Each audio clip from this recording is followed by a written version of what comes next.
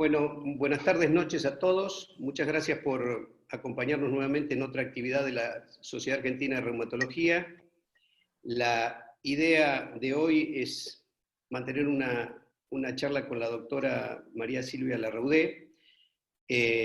Marita para nosotros es una amiga personal y además de eso, con alguien con quien compartimos desde hace mucho el camino del gusto por los huesos y esta interrogante de la osteoporosis que cada vez nos va trayendo más respuestas y más interrogantes. Así que quería darle las buenas noches, contarle que Marita es médica reumatóloga, es médica osteóloga, actualmente la vicepresidenta de la Sociedad Argentina de Reumatología, y hoy nos va a charlar sobre un tema muy interesante y actual que significa la identificación de pacientes con alto riesgo de fractura. Me encanta porque se ríe, pero ahora le paso el micrófono, tiene que hablar. Bueno, no, Marita, me río porque dijiste la vicepresidenta de la Sociedad Argentina de Reumatología. Soy la perdón, dije reumatología, vicepresidenta pero de era la Sociedad Argentina de Osteoporosis. Sí. Por eso me Voy río. tenés razón. Así que te dejo para que empieces, Marita. Bueno, muchísimas gracias. Muchas gracias por la invitación. Como dice Raúl y con César también, acá estoy viendo a Jorge también, compartimos un poco este tema del gusto por el tema de la patología ósea, la osteoporosis, y bueno, la idea es poder brindarles algunas informaciones que me parecieron importantes sobre cómo identificar pacientes que tienen alto riesgo de fractura y que realmente tienen indicación de un tratamiento, y quienes por ahí no tendrían tanta indicación. La idea es hacer algo práctico. Entonces lo que vamos a tratar es de buscar a quién hago diagnóstico de osteoporosis, la valoración de la fractura, evaluar factores de riesgo y por último ir a esquemas terapéuticos con los que contamos en la actualidad. Nosotros sabemos que la osteoporosis es un desorden esquelético que se caracteriza por el compromiso de la fortaleza ósea, y acá nosotros tenemos la integración de la densidad ósea y la calidad ósea. Y lo que es importante, cuando yo hablo de la densidad ósea o la masa ósea, es lo que yo voy a objetivar a través de la medición de la densitometría. Y hay una parte que es aproximadamente el 30% que está dado por la propiedad del material, por la distribución de la masa, la microarquitectura, que es la calidad ósea, que no estoy midiendo con la densitometría, que si bien es el gol estándar, hay una parte que no tengo reflejada. La masa, la distribución y las propiedades me van a generar la resistencia a la fractura. Entonces yo tengo pacientes que tienen fragilidad, que tienen caídas, que tienen fracturas y tienen un diagnóstico de osteoporosis, y mi objetivo es encontrar pacientes con alto riesgo de fracturas a los cuales tengo que hacer una intervención terapéutica adecuada. Recientemente se han publicado las guías de la Sociedad de Endocrinología, en donde diagnosticamos osteoporosis ¿a quién? Aquellos pacientes que tienen un T-score de menos 2,5 en columna lumbar, cuello femoral o cadera total, y el antebrazo en el antebrazo en radio ultradistal, aquellos pacientes que tienen fractura de cadera o de columna, o aquellos que tengan una osteopenia o baja masa ósea que está considerada entre menos 1 y menos 2,5 y que tengan una fractura por fragilidad en húmero proximal, pelvis o antebrazo distal, o que tengan un valor de baja masa ósea u osteopenia más con la herramienta de cálculo de fractura que es el FRAX, que tengan un alto riesgo de fractura y que además pueda ajustarlo en algunos pacientes cuando le pueda realizar el Trabecular Bone Score, que mide la calidad ósea, como vamos a ver, ajustado a cada país. Entonces, el diagnóstico de osteoporosis, que es lo que primero vamos a encarar, paciente con un T-score de menos 2,5, en columna, cuello femoral o cadera total, o radio ultradistal.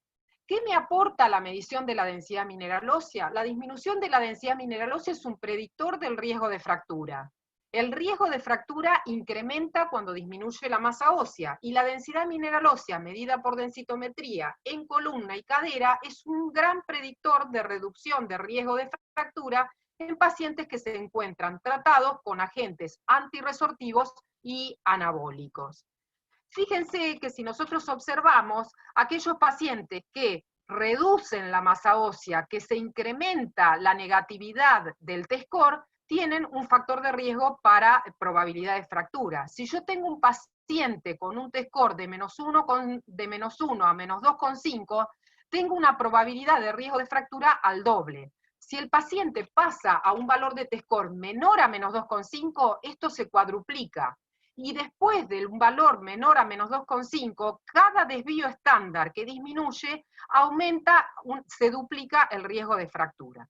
Pero si nosotros tomamos en cuenta en esta imagen, en donde vemos que el riesgo de fractura se incrementa con la edad, sin embargo, los pacientes que tienen osteopenia y que se encuentran entre -1 y -2,5 también tienen fracturas. Entonces, a veces, tener un paciente con una baja masa ósea u osteopenia, también tengo que buscar la probabilidad de que el paciente tenga una fractura. Pero algo muy importante que tengo que tener en cuenta en la decisión terapéutica es la edad del paciente. No es lo mismo un paciente de 50 años que un paciente que tenga 80 años, con un T-score del mismo valor. Un T-score de -3 a los 50 no es lo mismo y el riesgo y la probabilidad de fractura va a ser mucho mayor para el paciente de 80. Y de hecho, en los estudios hechos por Canis, que es quien presenta la herramienta de Frax, él analiza hombres y mujeres con diferentes edades, evaluando cada uno de los T-scores, y uno puede ver que cuando tiene 50 años la probabilidad es de 1,8 y cuando lo llevamos a 80 años se eleva a 5,3. Y si a esto le adicionamos que valoramos cada una de las fracturas, antebrazo, cadera, columna, el hombro, el húmero, uno puede ver que a los 50 años la probabilidad de una fractura con un T-score de -1,5 en antebrazo es de 1,8, si lo llevamos a 80 va a 1,7, y vemos que en una fractura de cadera yo puedo tener en un T-score 4 puntos de probabilidad de fractura, y cuando tengo 80 años me duplica la probabilidad de fractura. Pero a esto, además de la medición de la densidad mineral ósea por densitometría, yo les dije que hay una parte que tiene que ver con la calidad ósea, con el trabeculado, con la conectividad. Entonces, si yo me quedo solo con la densitometría, me está faltando un elemento más para valorar, que es la calidad. ¿Cómo lo puedo valorar?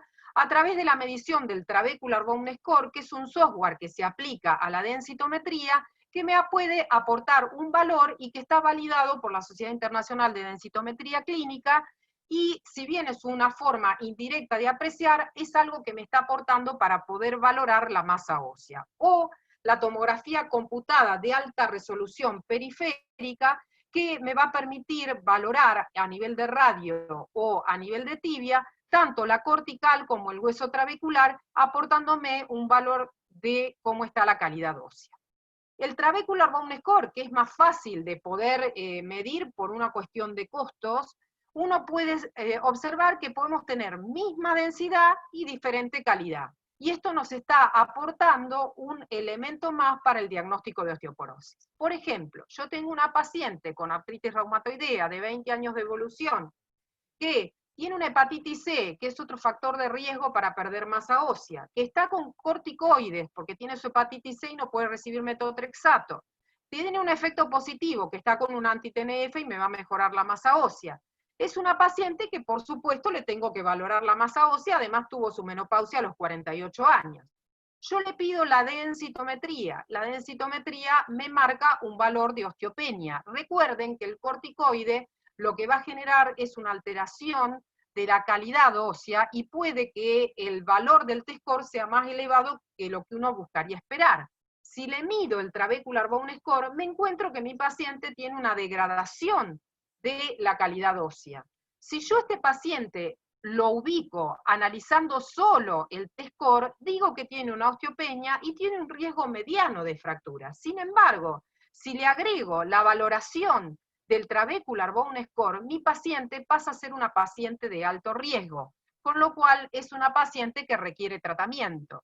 Acá les muestro otro caso de un paciente que tiene una espondilitis anquilosante de 64 años. Grábense esta imagen, es muy linda, fíjense cómo está la calcificación, y si yo mido la densidad en este paciente, me da que tiene un T-score sumamente elevado, y esto tiene que ver porque la columna está calcificada. lo que me va a aportar un valor mejor es medir la cadera, que me da una osteopenia.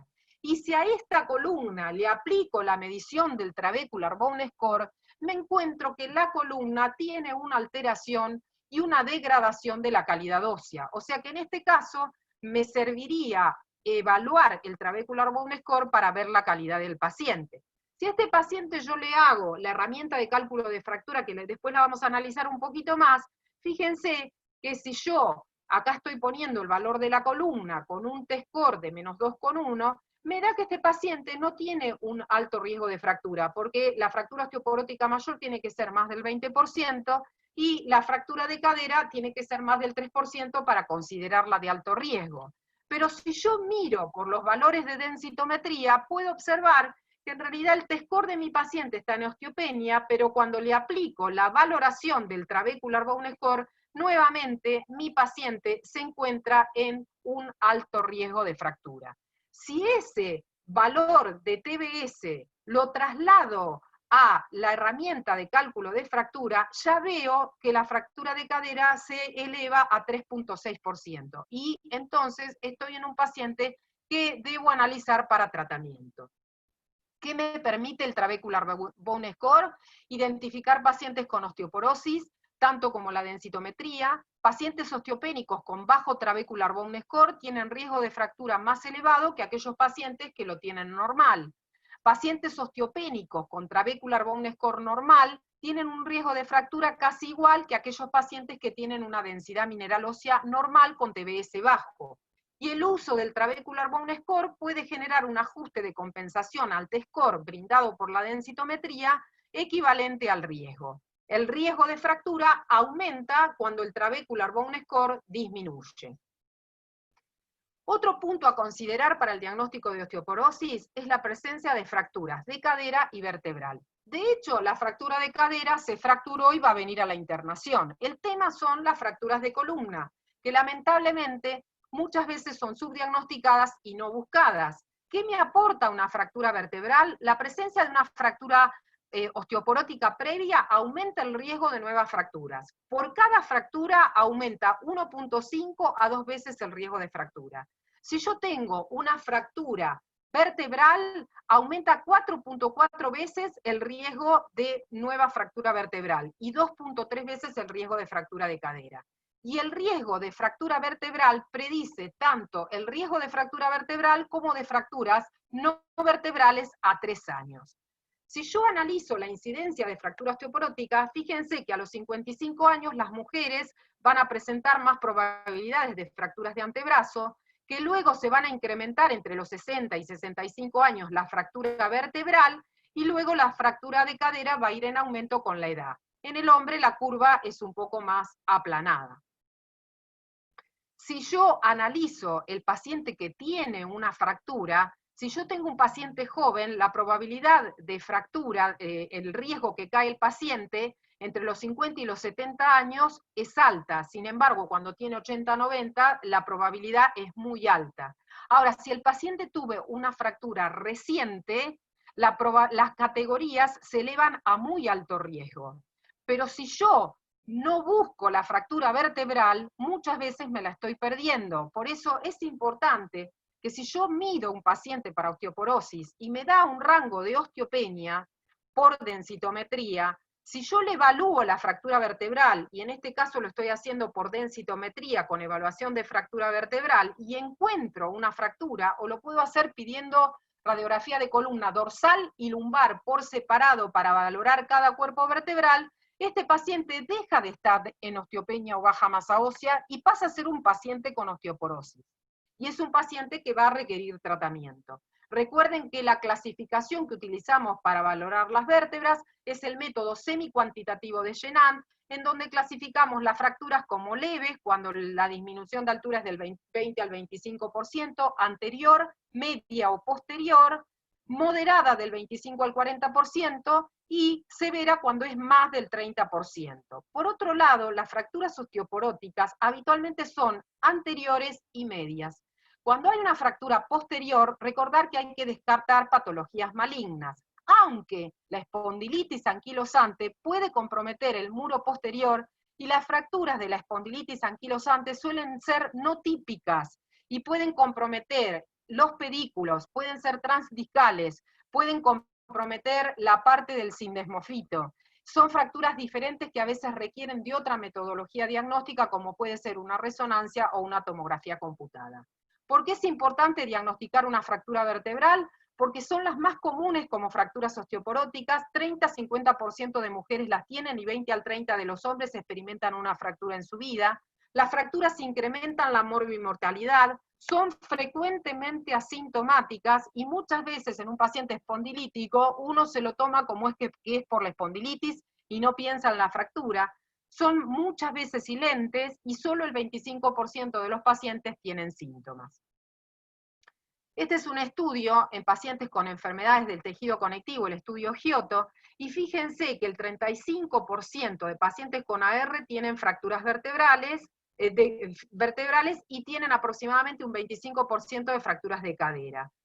Otras enfermedades del tejido conectivo, que fueron varias, tienen entre el 25-28% de fracturas de columna y un 15-18% de fracturas de cuello femoral, y la polimialgia reumática, por la edad del paciente, se incrementan las fracturas vertebrales y la fractura de cadera. Y si nosotros tomamos pacientes que reciben glucocorticoides, esto es el estadio previo que uno encuentra pacientes con fracturas, y cuando se le da glucocorticoides, fíjense cómo se incrementa la probabilidad de una fractura, sobre todo en pacientes con artritis reumatoidea. Y acá lo que podemos ver es la distribución de los diferentes tipos de fracturas en las diferentes enfermedades, como vemos, fracturas vertebrales, fracturas múltiples y fracturas no vertebrales en los diferentes tipos de enfermedades como les mencioné. Y la recurrencia de las fracturas que suelen suceder en pacientes con artritis reumatoidea y enfermedades del tejido conectivo. Otro concepto importante que ha surgido en este último tiempo es el nuevo concepto de riesgo inminente de fractura. Los pacientes con riesgo inminente en los primeros 6 meses tienen la probabilidad de tener una segunda fractura. En los 24 meses en celeste el riesgo sigue siendo muy importante y este disminuye sobre todo a los 60 meses, con lo cual diagnosticar una fractura tiene mucha importancia porque tengo que establecer tratamiento para ese paciente. Bueno, por otro lado tenemos el diagnóstico en aquellos pacientes que tienen osteopenia o las otras fracturas por fragilidad, como pueden ser las de húmero, la pelvis o las de antebrazo. Y por otro lado, lo que vamos a considerar ahora, la herramienta de cálculo de fractura, como es el FRAX, para poder utilizar factores de riesgo. La herramienta FRAX es una herramienta que está validada para la Argentina, en donde se consideran diversos factores, donde el tema es que, por ejemplo, uno le pregunta al paciente si tuvo o no tuvo fracturas, si toma o no toma corticoides. Son, digamos, preguntas dicotómicas, es sí o no. Si yo uso corticoides y la dosis es más de 7,5, tengo que ajustarla por un factor de ajuste. Si es la dosis menor de 2,5, también debo ajustarla. Cuando incorpora, por ejemplo, osteoporosis secundaria, se refiere a hepatopatías crónicas, osteogénesis imperfecta, pero no está incluida la diabetes tipo 2, que sabemos que la diabetes lo que hace es incrementar el valor de T-score para el cual el paciente se pueda fracturar. Tampoco están incluidos otros factores, como podrían ser la sarcopenia o las caídas. Y bueno, esto tiene incluido si fuma, si consume alcohol.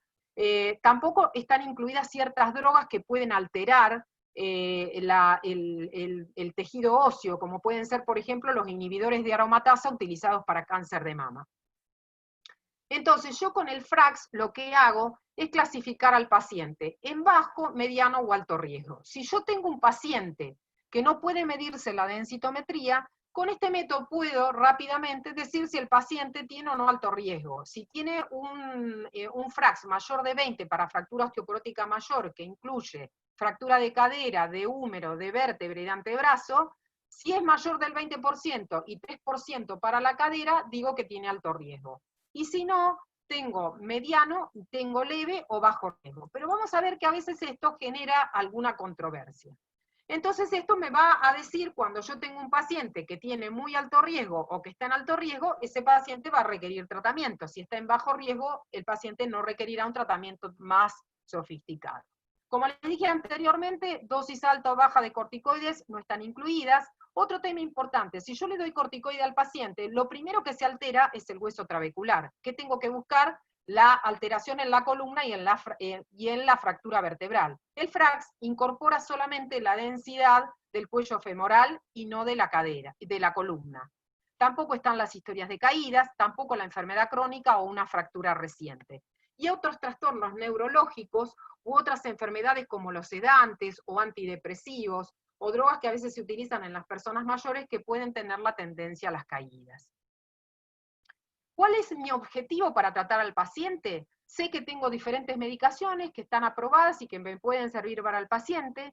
La decisión sobre el tratamiento de la osteoporosis la tengo que pensar en función de un paciente que va a tener una expectativa de vida larga, si es joven, de 30 a 40 años, y me tengo que plantear cuánto tiempo le voy a dar tratamiento a ese paciente.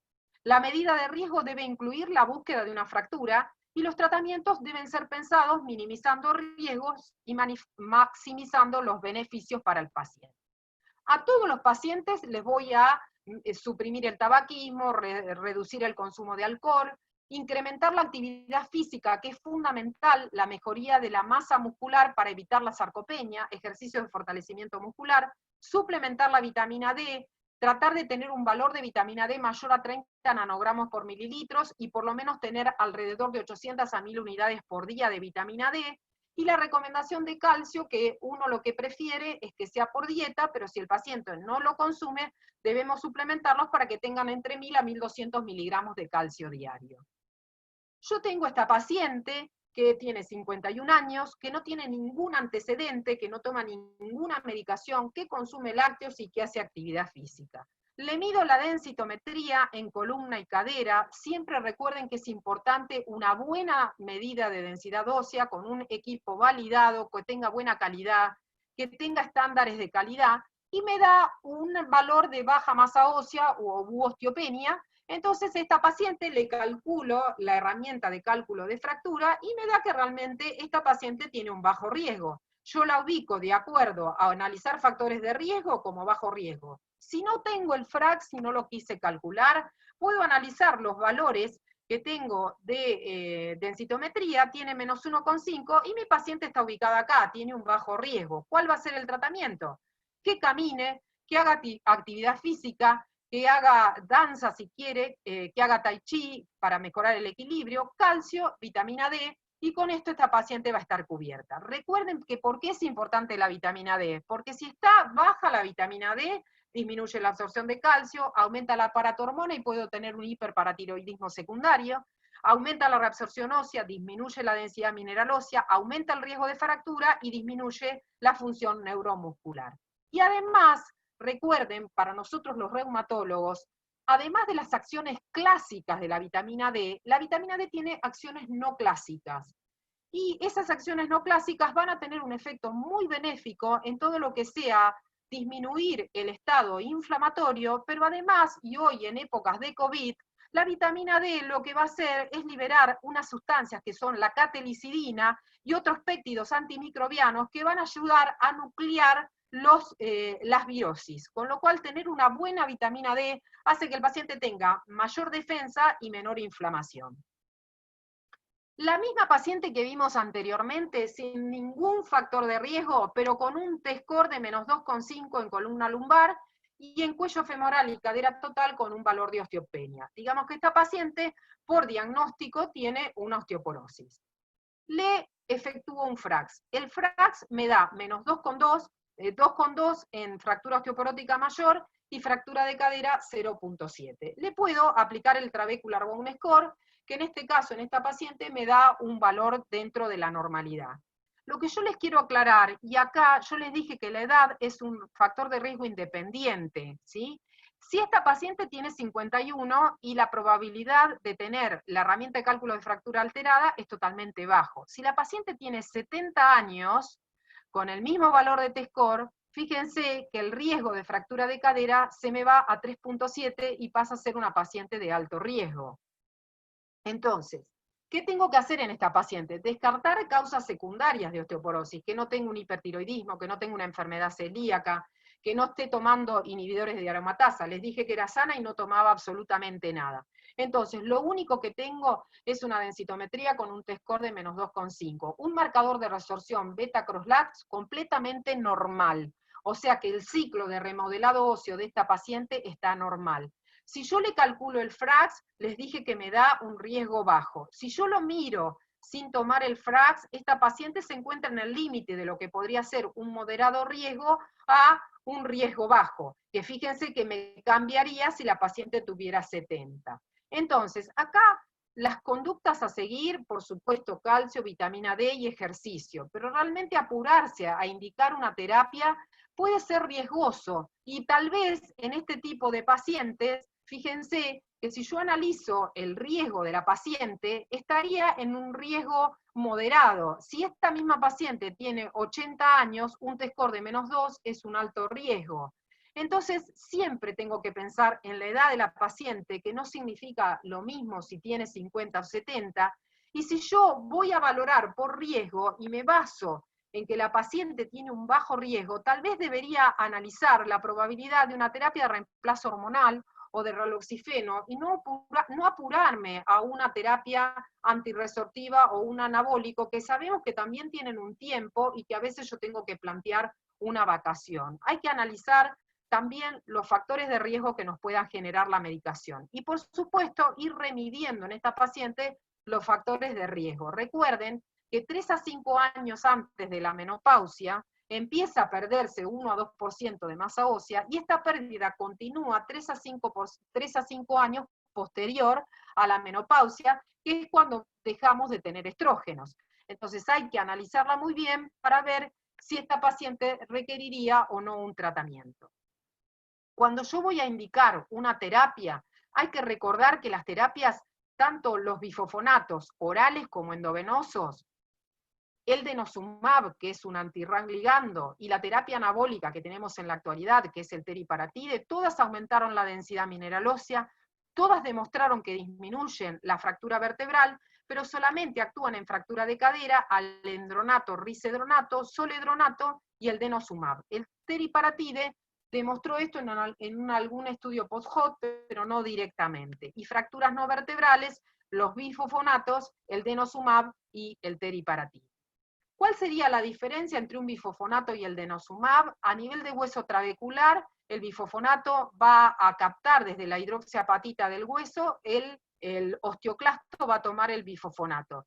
El anti-RAS ligando va a llegar por el fluido celular.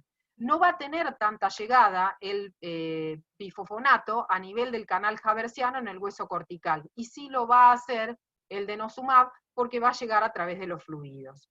Además, una de las cosas que tiene el denosumab es que también reduce la porosidad cortical.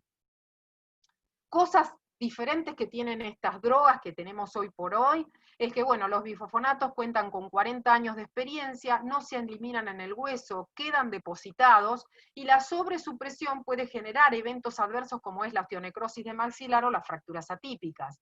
El denosumab es una droga que no tiene selectividad ósea, que se administra 2 veces al año, y esto puede asegurarnos un poco más la posibilidad de la adherencia, que si tenemos un bifosfonato oral, muchas veces dificulta la adherencia, salvo que lo demos al zoledrónico o al bifosfonato intravenoso, y que también tiene riesgo de sobresupresión y se asocia a osteonecrosis y fracturas atípicas. La diferencia también es que el bifosfonato tiene un efecto a nivel de la angiogénesis que la inhibe, que no lo tiene el denosumab. Si yo analizo bifosfonatos, sé que llegan a un plató a los 3 años, puedo tener una ganancia de masa ósea no muy grande, que aumenta hasta el 3er año y después se mantiene en una meseta. Acá vemos el estudio Horizon, cómo sucede. Entonces la respuesta que yo tengo que esperar con un bifosfonato es que voy a ganar los primeros 3 años y después me voy a quedar estable. Si yo busco siempre ganar, no lo voy a encontrar. Si yo le doy un denosumab, fíjense que en el estudio Freedom, que tuvo una extensión a 10 años, el paciente que inició el bifosfonato, el denosumab, tanto en columna lumbar como en cadera total, sigue aumentando la masa ósea a los 10 años, y los que recibieron placebo y empezaron a los 3 años, ganaron también masa ósea a lo largo del tiempo. Esto es importante tenerlo en cuenta cuando yo valoro la densitometría de seguimiento, para ver qué es lo que yo busco y qué espero, para no cambiar tratamientos o entender bien si lo tengo que cambiar o no. Esta es una paciente que me viene a la consulta de 61 años y me viene por un dolor en la cadera con un diagnóstico de artrosis en plan de tratamiento quirúrgico. La paciente no tiene otros antecedentes, no, lo único que está tomando es antiinflamatorios, y me muestra una densitometría del año 2017, la vi hace 15 días. Bien, lo que me encuentro con ella es que tiene en una densitometría, esto es un aparato Logic, tiene un T-score de menos 2,6 en la cadera y en la columna menos 3,8, y quien la vio le dijo que estaba todo bien y que se fuera a su casa. Bien, le hago el FRAX a esta paciente, y el FRAX de esta paciente tampoco me da muy significativo. Y si yo analizo, lo que tengo que ver en esta paciente es buscar si tiene una fractura o no tiene una fractura, pero igualmente tiene un T-score sumamente bajo, con lo cual lo que me va a aportar la fractura o no es la agudeza con la que yo voy a realizar un tratamiento. Entonces, con el FRAX no me aporta demasiado, pero yo analizo el T-score de esta paciente, y esta paciente está ubicada acá, 60 años con un T-score de menos 3,8, tiene un alto riesgo de fractura. Entonces, por el FRAX, no me dio un FRAX alto, lo podría incorporar acá en el medio. Entonces, si yo le hubiese hecho solamente el FRAX sin medir la densitometría, me hubiese perdido la probabilidad de diagnosticar una osteoporosis en esta paciente, por eso yo creo que la densitometría es importante tenerla. Por supuesto que a esta paciente le voy a tener que dar calcio, vitamina D, actividad física, cuidando su cadera, pero voy a necesitar de un tratamiento, y es un tratamiento para una paciente que tiene alto riesgo, con lo cual esta paciente va a necesitar de un anabólico o de una terapia antirresortiva de alto nivel, que puede ser denosumab o zoledrónico, ¿sí? Si yo tengo bajo riesgo, sé que voy a dar calcio, vitamina D, terapia de reemplazo hormonal, o puedo utilizar los SERM como el raloxifeno. Y si yo tengo un riesgo alto, voy a considerar un bifosfonato o algún otro inhibidor de la reabsorción como el denosumab. Este es otro paciente, otro ejemplo de paciente que me vino a la consulta con esta densitometría. Acostúmbrense a mirar cada una de las vértebras. Si yo no le hubiese pedido la radiografía, yo lo que digo es que tiene una osteoporosis con un T-score de menos 3,5. Y yo acá eliminé la L3. ¿Y por qué la eliminé? Porque la L3 tiene una diferencia de más del 10%, de más de un desvío estándar, que me elevaba la densitometría a un valor mayor. Se la saqué. Y si yo miro acá, fíjense, coincidentemente, este aumento de densidad es porque el paciente se fracturó. Este paciente tiene una causa de osteoporosis secundaria, tiene una enfermedad de Gaucher, tiene una fractura de la vértebra también L2, tiene una fractura grado 3 anterior y media, por supuesto que es de un alto riesgo, y además en su trabecular bone score tenía un valor de 0,988, y si yo analizo cada una de las vértebras, este valor por el trabecular bone score no se me ve alterado por la compresión de la vértebra por la fractura, o sea que también me sirve para dilucidar la disminución de la calidad ósea. Entonces también puedo hacer un seguimiento con el TBS, seguir viendo qué es lo que pasa con el tratamiento del paciente. Paciente de alto riesgo, necesito darle tratamiento. Si yo tengo un paciente que llega a la consulta y tiene una fractura, y debutó así, me llegó con la fractura, a trauma mínimo, y el T-score es menor a menos 3, este paciente tengo que sacarlo del lugar de riesgo, tengo que tratar de elevar el T-score a un valor más positivo, lo cual sería importante darle una terapia anabólica. ¿Cuáles son las terapias anabólicas? Teriparatide es lo que tenemos, se viene el abaloparatide, que es un péptido relacionado a la paratormona, y los fármacos antiesclerotin como el romosozumab, que prontamente va a ser aprobado, y es una terapia, es un anticuerpo monoclonal. Todas estas drogas demostraron disminuir las fracturas vertebrales y las fracturas no vertebrales. La diferencia con el romosozumab es que eleva mucho la masa ósea y me lo saca rápidamente, se utiliza por un año, y abaloparatide y teriparatide se utilizan por 24 meses no más por el evento adverso publicado del osteosarcoma. Estas drogas después requieren de continuar con un tratamiento. Ahora, si yo tengo un paciente con un T-score de menos 3, sin fractura vertebral, el riesgo de fractura de esta paciente no es tan alto. La anterior yo les recuerdo que les dije que era riesgo inminente de fractura, requiere un tratamiento agresivo. pero también tengo la necesidad de sacarlo del factor de riesgo. Entonces acá sería también indicación de un agente anabólico o un denosumab que me va a aumentar la masa ósea. Ahora, si yo tengo que hacer una terapia combinada, y esto les hablo, me ha pasado recibir pacientes que se les dio 24 meses de teriparatide y quedaron sin tratamiento. El teriparatide, si yo no sigo con un tratamiento, lo que ganó lo va a perder.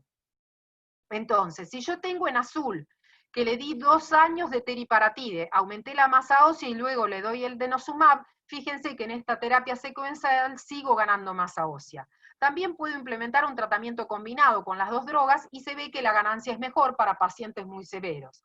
Pero si yo comienzo primero con el denosumab, cuando le quiero dar la terapia anabólica, como el ciclo de remodelado óseo está inhibido, el teriparatide va a empezar a actuar recién a los 9 meses, con lo cual en este periodo el paciente va a perder algo de masa ósea y recién va a repuntar a los 9 meses. Por eso es que lo ideal es comenzar con, cuando uno tiene alto riesgo, con una terapia anabólica y posteriormente seguir con la terapia antirresortiva. Ahora, estamos en pandemia y el paciente no quiere ir a ningún lado a aplicarse el denosumab, no quiere que vaya el enfermero, no quiere hacer nada, y entonces dice, no me aplicó el denosumab, ¿y por qué no lo tengo que suspender? Mecanismo de acción. Si yo doy un bifosfonato, el bifosfonato lo que hace es inhibir una enzima que se llama farnesil pirofosfato sintetasa, y lo que hace es sacar el borde en cepillo del osteoclasto y lo deja minusválido y lo mata por apoptosis y el osteoclasto deja de actuar. Y esto perdura en el tiempo. El denosumab es un anti-RAN ligando. Nosotros sabemos que para que el preosteoclasto se madure, el RAN se tiene que unir con el RAN ligando, madura el preosteoclasto y este se pone a trabajar. El anti-RAN ligando impide que se madure. Si yo dejo de dar el denosumab, la maquinaria empieza nuevamente a unir RAN ligando y a activar osteoclastos. Y a veces se genera una activación masiva de osteoclastos que genera un rebound y entonces el paciente tiene fracturas vertebrales. La droga se metaboliza rápidamente, la densidad disminuye a los 12 meses, los marcadores aumentan a los 9 meses de suspender el denosumab y se producen las fracturas vertebrales. Por lo tanto, si vemos la farmacocinética, vemos que tiene un pico y este pico va bajando y acá donde baja hay que aplicar a los 6 meses la nueva medicación. Por eso que aquí sería el momento indicado para que un paciente se hiciera algún tratamiento odontológico, por ejemplo. Si le doy un bifosfonato, el efecto sobre la densidad y el remodelado es lento, se puede parar temporariamente. Si no es un bifosfonato, la DMO declina rápidamente. Con denosumab, con teriparatide, con terapia de reemplazo hormonal.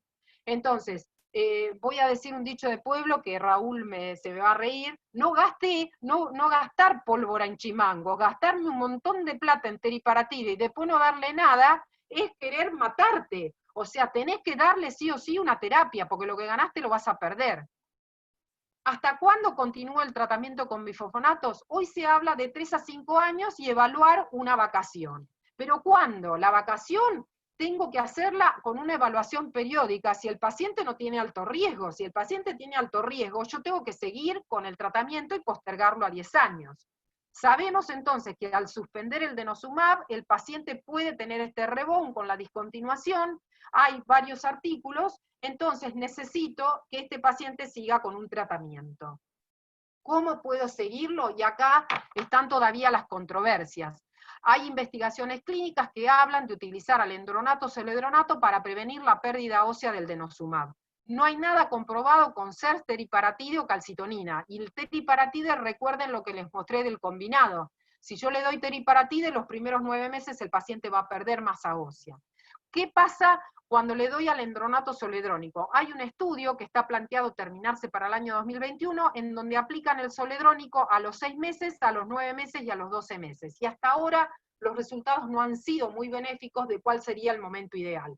Otros plantean iniciar el alendronato a los 6 meses y luego a los 9 meses o a los 18 meses volver a darle un ácido zoledrónico. La realidad es que no se sabe muy bien, pero sí se sabe que el paciente tiene que continuar con una droga antirresortiva y que si no se la quiere aplicar, le podemos explicar al paciente cómo hacerlo si no quiere que vaya nadie, porque es una droga fácil de aplicar, pero tiene que aplicarse el medicamento o seguir con un bifosfonato. Acá les muestro otro paciente re lindo que me vino a la consulta, re lindo para mí, pobre para el paciente, ¿no? una artritis psoriásica que estaba tratada con metotrexato 10 miligramos y con 20 miligramos de glucocorticoides. ¿Qué hice? El paciente ve a la endocrinóloga y le da zoledrónico endovenoso. Cuando yo lo veo, le dije, mire, tenemos que sacar el corticoide. Entonces le aumenté la dosis del metotrexato, evalué su masa ósea, le evalué el trabecular bone score, 1254, y le agregué un anti-TNF. Logré sacar el corticoide y gracias a Dios, su masa ósea, si bien sigue estando en osteoporosis, le ha aumentado un 4,4% en columna y un 3,5% en cadera, y el trabecular bone score también aumentó. Y en el estudio de SAC, que él estudia la osteoporosis inducida por glucocorticoides, él muestra cómo el trabecular bone score permite mostrar cómo mejora la masa ósea a través del trabecular bone score, que está acá en verde, versus el alendronato, que no mejora la masa ósea. Y esto es lógico por el mecanismo de acción de la droga antirresortiva. También les quiero contar, y ya estamos finalizando, que nosotros tenemos el tema de que tenemos anti-TNF y a veces tenemos pacientes con osteoporosis y nos da miedo drogas biológicas y nos da miedo combinar las drogas biológicas.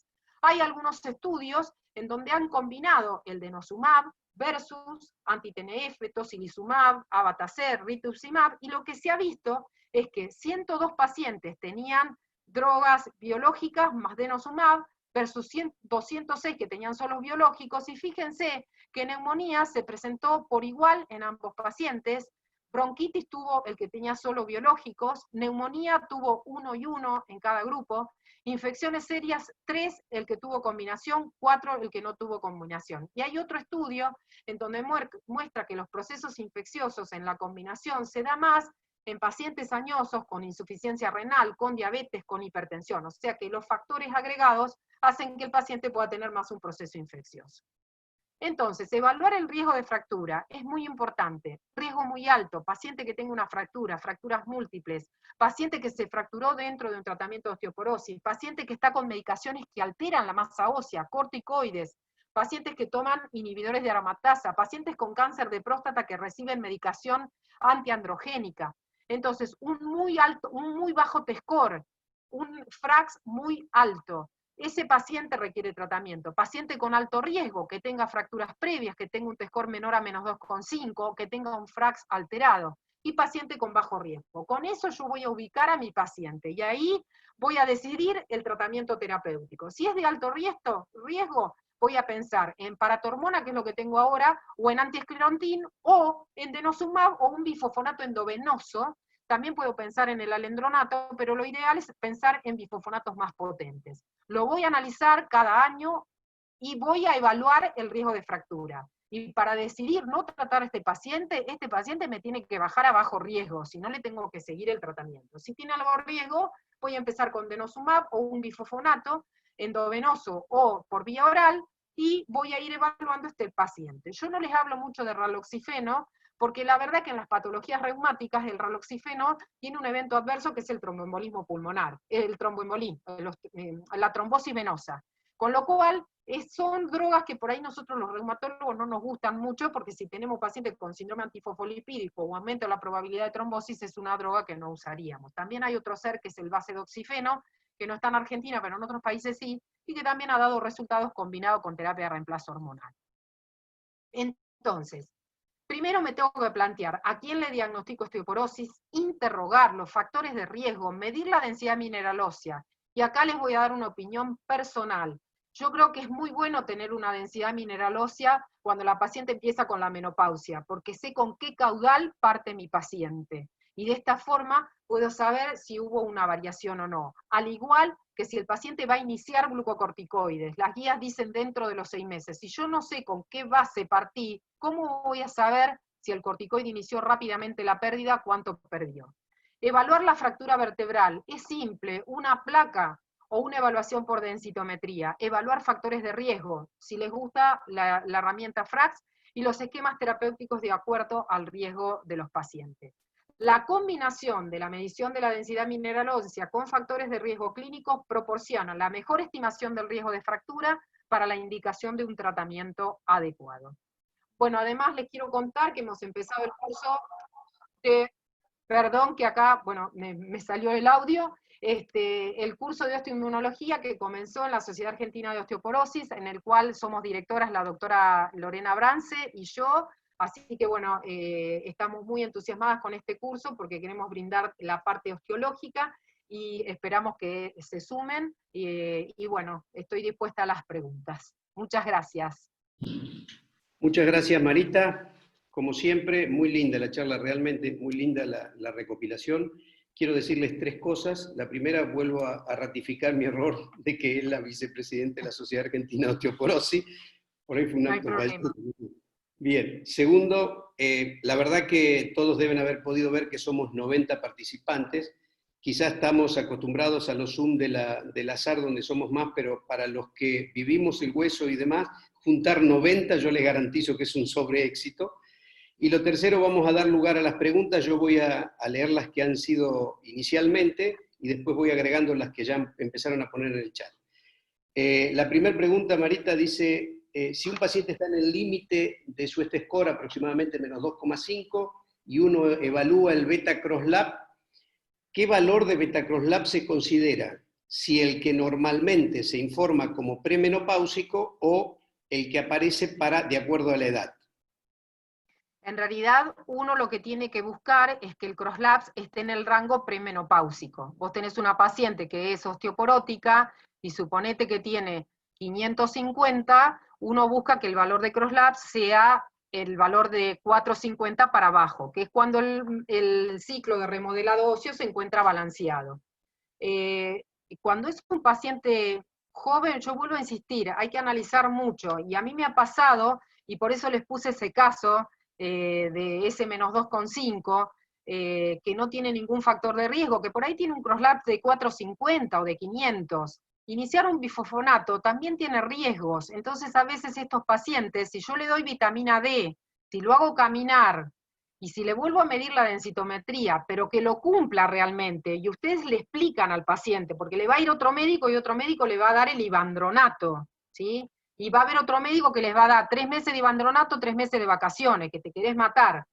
Entonces les va a bajar el crosslapse, pero no tiene sentido. Si ustedes hacen esto, que les dan calcio, vitamina D, lo hacen caminar, van a ver que la densidad se mantiene estable o les mejora. Bien, otra de las preguntas dice, una mujer joven que ha tenido múltiples fracturas vertebrales y que en la densitometría tiene osteopenia, por densitometría obviamente, la pregunta es, ¿vale la pena la vertebroplastía? ¿Es factible? ¿Y qué alternativa de tratamiento propondrías? Bien, primero es osteoporosis, no osteopenia, ¿eh? Por eso yo se los dije bien clarito ahí, les mostré el caso. Paciente que tiene una fractura vertebral, por fragilidad, que no sea traumática, es osteoporosis. No me importa el valor de densitometría, lo tengo que tener para saber y para ir valorándola, pero tiene osteoporosis. El tratamiento para este tipo de pacientes, y en realidad sería un anabólico, más si es un paciente joven, y después hay que seguir con un antirresortivo. La vertebroplastía, en realidad, en un paciente osteoporótico es complicado. Primero que tiene que ser hecho por alguien muy avesado, y aquel paciente que tiene una columna osteoporótica, si yo le hago una vertebroplastía, corro el riesgo que se fracturen las vértebras superiores. Se indicaría una vertebroplastía en aquel paciente que tiene un dolor que no anda con nada, pero si ustedes le dan el anabólico, yo les puedo asegurar que a los 2 meses de estar tomando el teriparatide, el paciente le mejora el dolor y el dolor va a ir disminuyendo. Otra cosa importante es valorar si esa fractura es reciente o no, porque una cosa es una fractura aguda y otra cosa es una fractura crónica, y yo les hablé de riesgo inminente de fractura. Ahí le tienen que pedir una resonancia magnética para buscar el edema óseo, y ahí van a ver que si tiene edema óseo esa fractura es reciente, riesgo inminente de fractura alto, le tengo que dar con todo. Yo un anabólico, y si no pueden el anabólico porque cuesta que les aprueben, denosumab.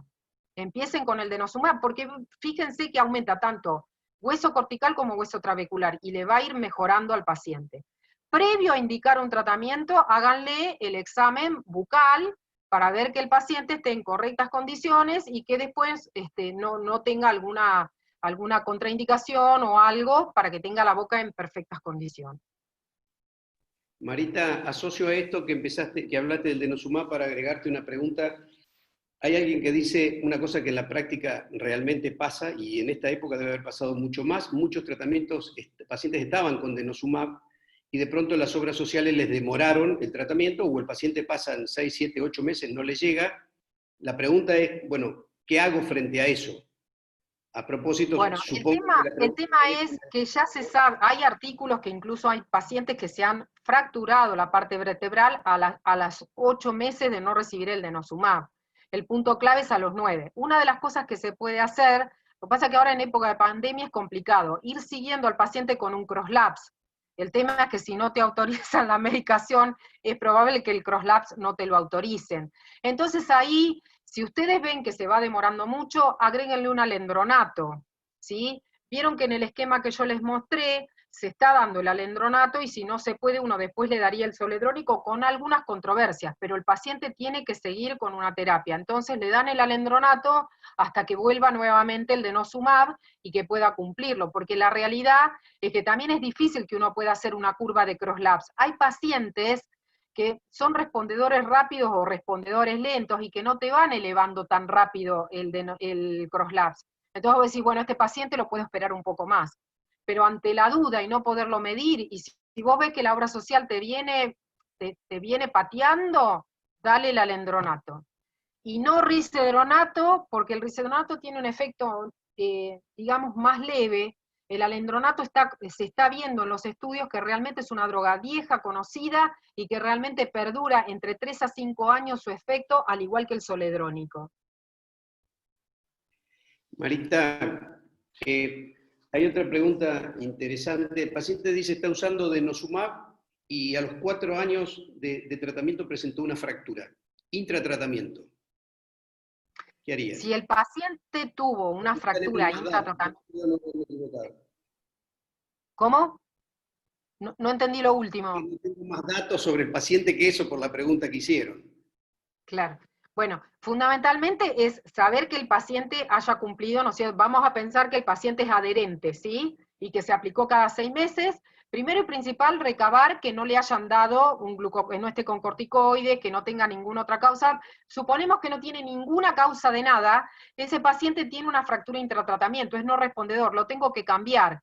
En ese caso, tendría que ir a un teriparatide, pero el teriparatide, recuerden que los primeros 9 meses es probable que le va a bajar la masa ósea, pero la opción sería usar un anabólico en este caso, y si no, hay que darle zoledrónico.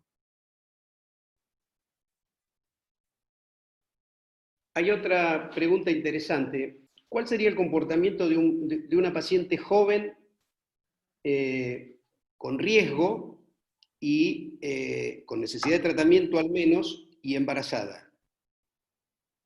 Bien, si está embarazada, lamentablemente estas drogas no las podemos usar, ¿sí? No podemos usar bifosfonatos, no podemos usar teriparatide. Sí lo podés usar después que la paciente tuvo familia, te vas a quedar con calcio, vitamina D. Lamentablemente, durante el embarazo es complicado.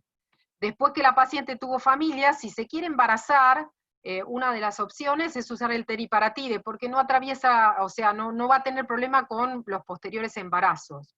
Ahora, hay casos de pacientes con osteogénesis imperfecta que se les ha dado bifosfonato y han quedado embarazadas y no han tenido problema. El tema es que el bifosfonato tiene una cierta teratogenicidad, que no es pareciera tan importante, pero no, o sea, está contraindicado en las pacientes cuando se quieran embarazar. Pero si tiene alto riesgo y uno no tiene opción, y bueno, ahí le tenés que dar el bifosfonato. Durante el embarazo, lamentablemente, calcio, vitamina D, y que Dios te ayude. Hay una pregunta concomitante con esto. ¿Qué te parece un paciente que tiene niveles de vitamina D y está en bajo riesgo? ¿Igual le agregarías vitamina D? Este es el planteo que nos hacen. Es decir, vitamina, la mujer pero tiene vitamina, 38 o sea, D. si la vitamina 38. D está en más de 30 nanogramos por mililitro, la verdad que no. Nosotros los tratamientos que tenemos pautados son para los efectos clásicos de la vitamina D, en donde hablamos de 800 a 1000 y podemos plantear hasta 2000 unidades por día. Esa sería la dosis. Hay valores para efectos no clásicos, que serían los de mejorar la inflamación, que hablan de hasta 4.000 a 5.000 unidades, pero para eso no hay nada pautado, ¿sí? Entonces, nosotros nos regimos con las cosas clásicas, sí sabemos los efectos benéficos que tiene la vitamina D, y sí consideramos que tiene que tener un valor mayor a 30 nanogramos por mililitro, podés llegar a 40, con 40 nanogramos estás bien, además con eso disminuís el valor o la probabilidad de que el paciente tenga un hiperparatiroidismo secundario. Ahora, si el paciente tiene una vitamina D normal, la verdad que yo no la suplemento. Sí, fíjense una cosa, ¿en qué momento midieron la vitamina D? Si yo mido la vitamina D normal en el verano y me da 30, 35, es probable que en el invierno le baje. Si no tengo opciones de volverle a medir la vitamina D, porque vieron que hay obras sociales que te permiten una por año, hacerle un metabolismo apopocálcico. Si la calciuria te bajó, indirectamente te está mostrando que probablemente tenga baja vitamina D y le agregas unas gotitas de vitamina D. Digamos que hay formas que uno puede evaluar, pero siempre hablando del fenómeno, el efecto clásico de la vitamina D. No vamos a suplementar valores mayores porque eso no está pautado. Pero sí se sabe que tener un buen nivel de vitamina D tiene un efecto mejor para todo lo que sea disminuir la inflamación, antiinflamatorio, y además tiene un efecto muy positivo en lo que es la inflamación. De hecho, ahora, por el tema del COVID, se están planteando estudios de megadosis de vitamina D para los pacientes que inician la infección por el COVID, dando dosis garrafales, ¿no? Que bueno, hay que ver si los comités de ética los van a aceptar o no, pero hablan de 500.000 unidades y valores sumamente altos. Pero bueno, esto es otra cosa, digamos. Acá nos plantean, ¿vos qué esquema normalmente usás de vitamina D? Megadosis, es decir, dosis de 100.000 gotas, esa es la pregunta. ¿Cómo manejás normalmente la suplementación de vitamina D? Si vos tenés un valor de deficiencia de vitamina D, la tenés que levantar. Entonces utilizo una dosis de 100.000 unidades cada 15 días durante 2 meses, y luego paso a la gota.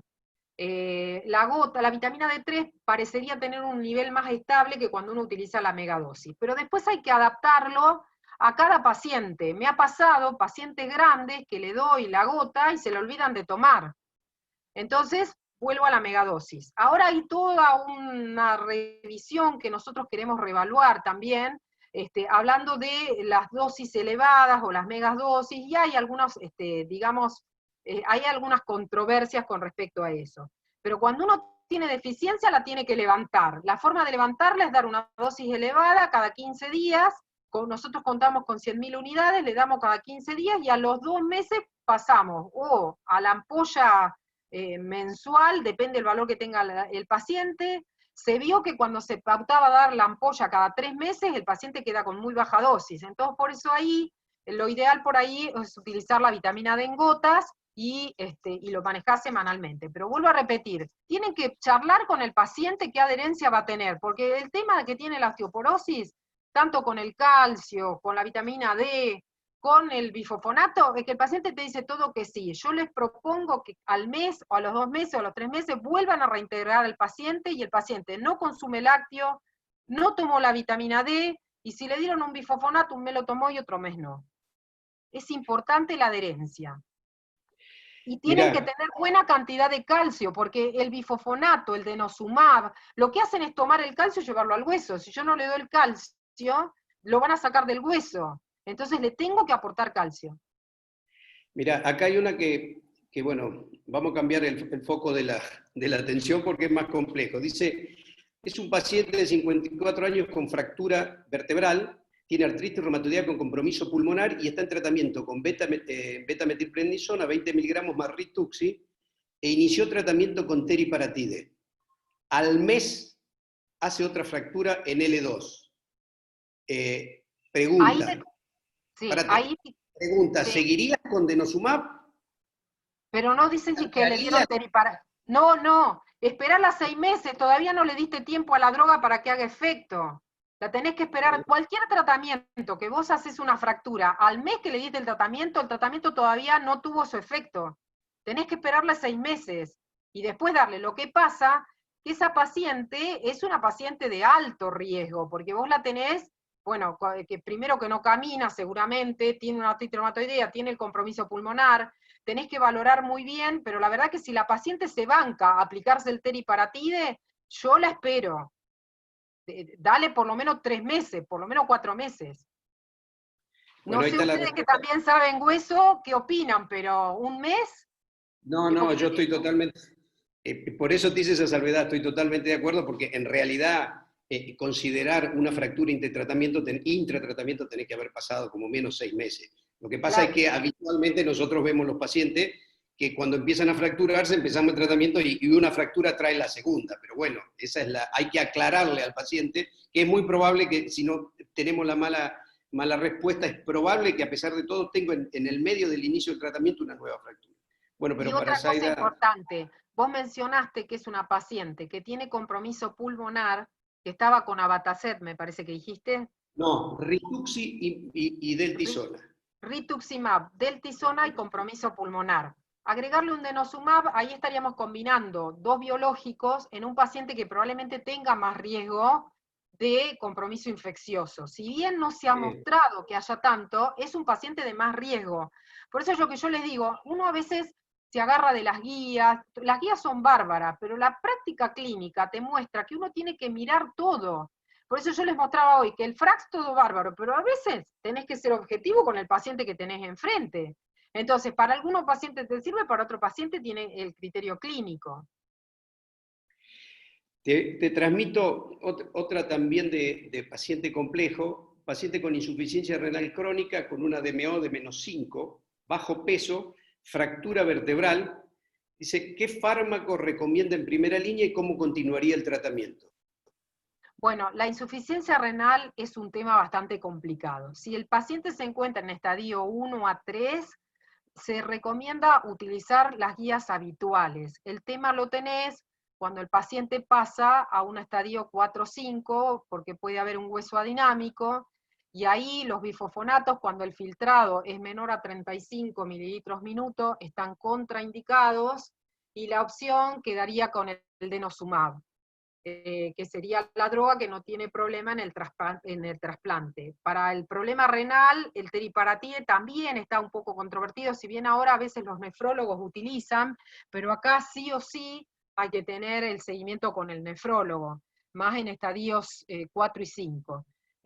Bifosfonatos con un filtrado menor a 35 mililitros minutos están contraindicados. Así que bueno, la opción creo que te quedaría es darle denosumab. Bien. Dice, creo que es de la misma persona, no lo alcanzo a poder distinguir. Sí, dice, es una paciente trasplantada, pero continúa con falla renal. Bien, se Bueno, trataba de ahí lo hay mismo, otro ¿no? tema. Los nefrólogos, los pacientes trasplantados, no quieren el denosumab. Y algunos Claro. utilizan el teriparatide. Ellos dicen que los trasplantados tienen mayor riesgo de infecciones y no les gusta el denosumab. La verdad yo no tengo experiencia, yo les tengo que decir la verdad, repito un poco lo que he escuchado, pero me parece que ahí es muy mandatorio que trabajemos en conjunto, y acá sí o sí amerita, más que si el paciente está trasplantado, charlar la mejor opción para este paciente.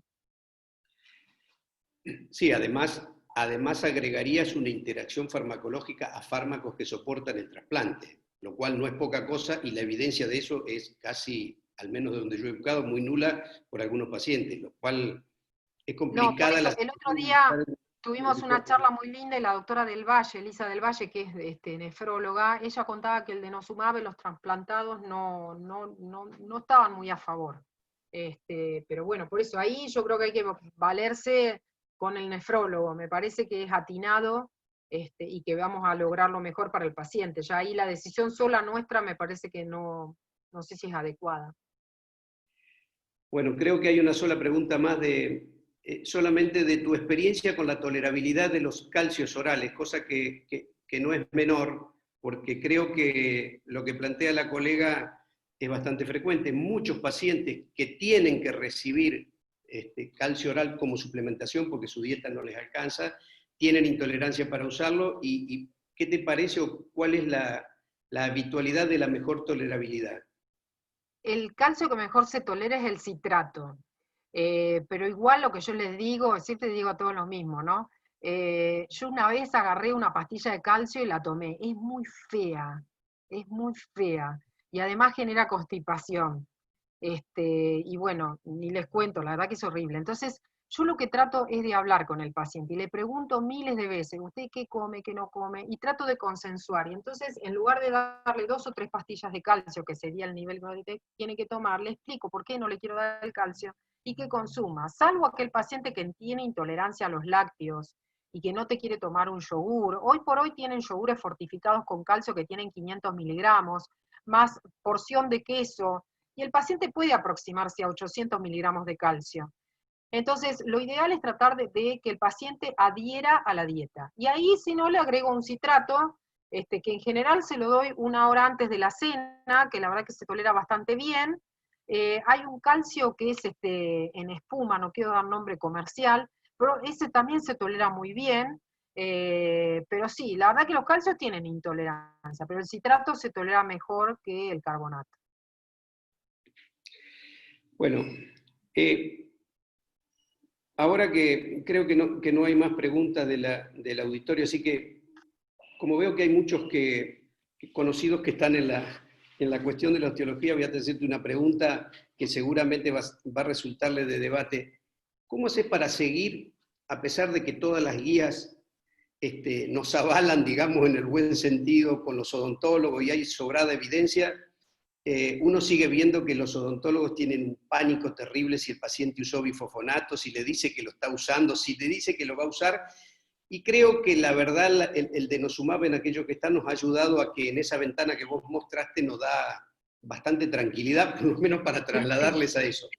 Pero me gustaría que traslades un poquito, o que nos comentes un poco acerca de eso, porque para los que no están muy en esto, se chocan todos los días con los papeles seguros de los colegas odontólogos. Les voy a contar una noticia muy linda, que hemos logrado tener una reunión con los odontólogos de la Facultad de Odontología y vamos a tratar de hacer un consenso, pudiendo aplicar para beneficio del paciente y que podamos tener una bajada de línea para los médicos y para los odontólogos en forma conjunta. Porque lo que hemos notado es que hay guías desde el odontólogo y guías desde el médico, y así no nos ponemos de acuerdo. El bifosfonato, se sabe, el hueso el hueso mandibular es un hueso totalmente diferente, entonces, bueno, se ha descrito esto de la osteonecrosis, sobre todo en los pacientes con patología oncológica. Es muy rara en los pacientes con osteoporosis y la frecuencia es muy, muy baja. Se recomienda que el paciente tenga una buena higiene bucal y que si hasta 3 años está con bifosfonato, el tratamiento odontológico lo podría hacer sin ningún tipo de problema. El tema es cuando pasa más de 3 años que ya hay una inhibición importante.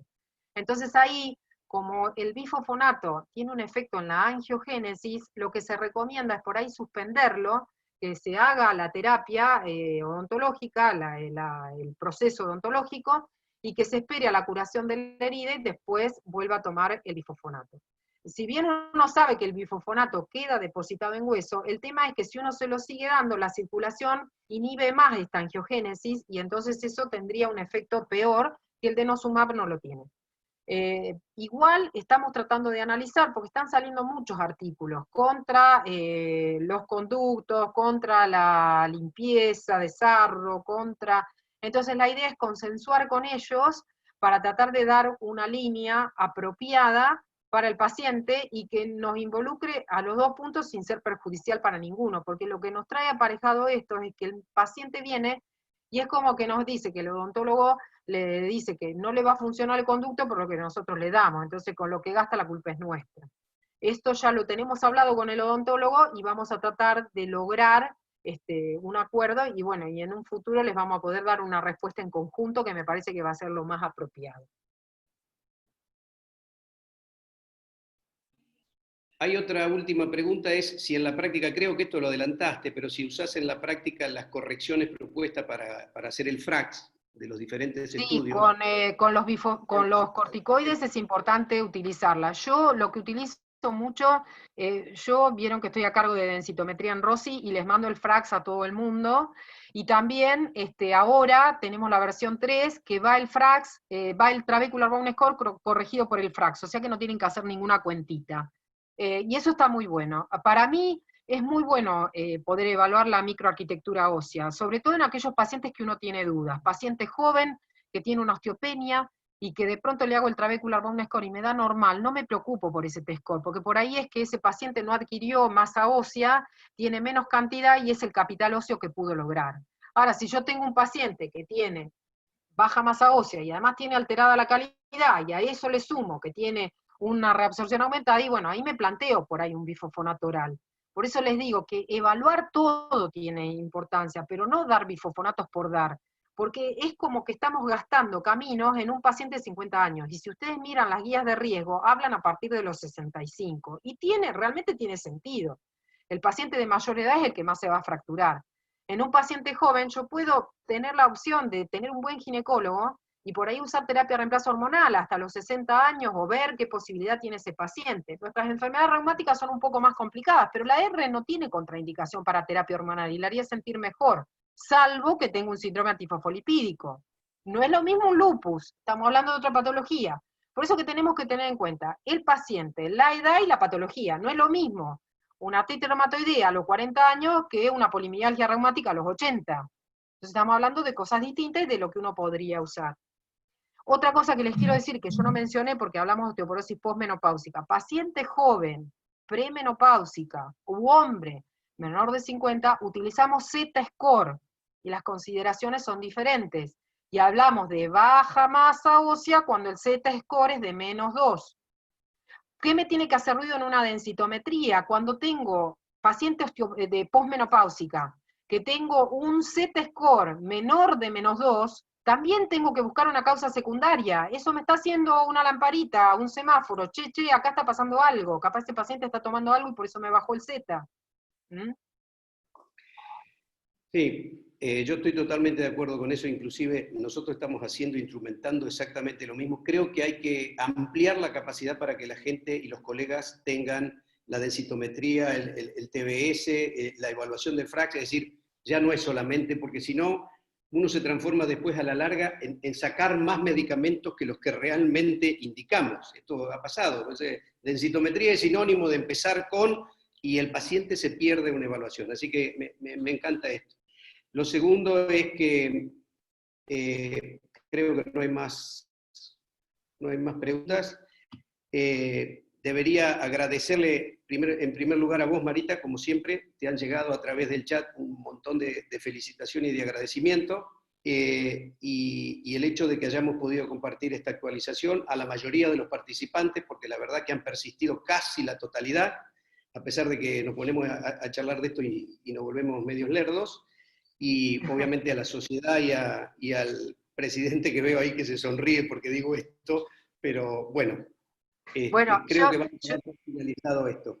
Yo le quiero dar gracias a César que le gusta el hueso y que bueno, nos ha dado esa oportunidad. Vamos con esto. Porque bueno, uno con el hueso, el reumato se siente más excluido, ¿no? Pero recién le decía a un colega que vos conocés y somos amigos conjuntos como Jorge Jacobo, que me dice, pero somos pocos, y le digo, sí, entre los de la Sociedad del Sur, siempre somos pocos los que nos gusta el hueso, pero bueno, es así. Hay que insistir, tal vez que algún día los vamos a convencer que es bueno. Sí, que podemos cambiar algunas cosas, pero a mí lo que me preocupa, yo cuando recién empecé uno daba el bifosfonato con mucha más frecuencia, y de hecho hemos tenido pacientes con 15 años de bifosfonatos o más. Sí, y esto tiene que cambiar, no puede tener el paciente porque sí un bifosfonato.